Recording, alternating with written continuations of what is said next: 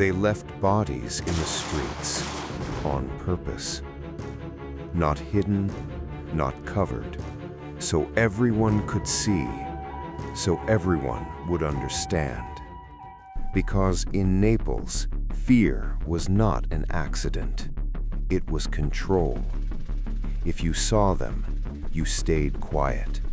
If you knew something, you forgot it.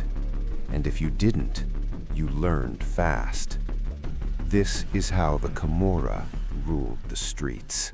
To understand who Roberto Mazzarella is and why his name matters, you have to understand the system he comes from, because the Camorra is not like other mafia organizations that are built around a single leader or a clear hierarchy. Instead, it developed as a network of independent clans that operate within the same environment while constantly competing for influence and control. This structure made it incredibly adaptable because removing one group never destroyed the system. It simply allowed another group to expand and take its place, which means that over time, the Camorra became less about individual power and more about a continuous system that could evolve depending on the situation. Unlike traditional mafia structures that rely heavily on rules and centralized authority, the Camorra relies on opportunity, speed, and the ability to move quickly into whatever area becomes profitable, whether that is drug trafficking, extortion, illegal waste management, or infiltration into legitimate businesses. This flexibility allowed it to grow not just within Naples, but far beyond, creating connections that extended across Europe and into global networks, while still maintaining strong control over the local environment where it all began. Roberto Mazzarella grew up in an environment where the presence of the Camorra was not hidden or distant, but deeply integrated into everyday life, which meant that from an early age he was exposed to how the system functioned, how power was maintained, and how influence could be expanded without always relying on visible force. In places like Naples, the line between normal life and organized crime is often blurred, because the same people who operate within the system can also appear as part of the community, running businesses, interacting with locals, and maintaining a level of normalcy that hides the deeper structure underneath. This kind of environment creates a situation where understanding the system becomes more important than reacting to it, and individuals who grow up inside it learn quickly that survival depends on awareness, strategy, and the ability to adapt to changing conditions. Mazzarella did not rise through sudden acts of violence or reckless decisions. Instead, he developed his position over time by observing how the network operated and by building connections that allowed him to move within it more effectively than others. Power within the Camorra is not defined by titles or formal positions, because the system itself does not rely on clear hierarchies in the traditional sense.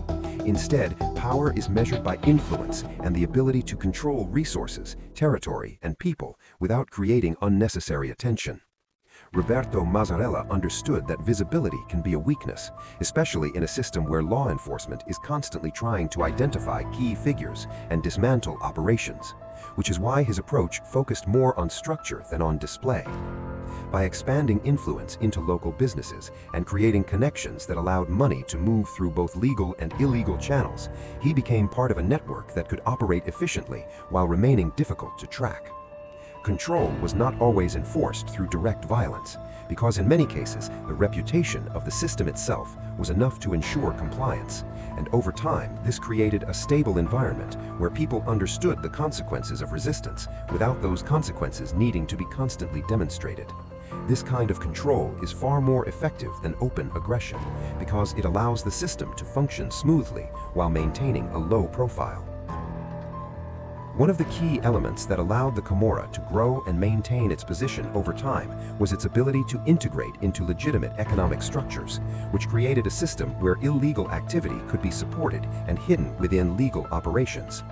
Money did not simply come from traditional criminal activities. Instead, it moved through a network of businesses that provided both income and cover, including construction, transportation, retail, and various service industries. This created a situation where tracking financial flows became extremely difficult because transactions were layered and distributed across multiple channels, often crossing regional and national boundaries. For someone like Mazzarella, this meant that influence was not limited to the streets, it extended into the economic system itself, creating a level of control that went beyond simple territorial dominance. The more integrated the system became, the more stable it was, because it relied on structures that were not easily removed or replaced. Despite the level of control that the Camorra maintains, conflict is always present, because multiple groups operate within the same environment and compete for influence, resources, and territory. These conflicts are not always visible to the public, and in many cases they are resolved through strategic decisions rather than open violence, but the potential for escalation is always there.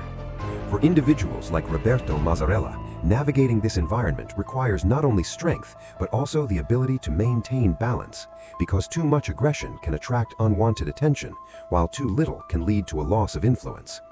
This constant tension is part of what defines the Camorra, because it forces those within the system to continuously adapt and reassess their position in relation to others. The story of Roberto Mazzarella is not just about one individual or one clan. It is about a system that has been built over decades and continues to evolve in response to pressure, change, and opportunity. The Camorra does not survive because it is stronger than everything around it. It survives because it is more adaptable, more flexible, and more deeply integrated into the environment in which it operates.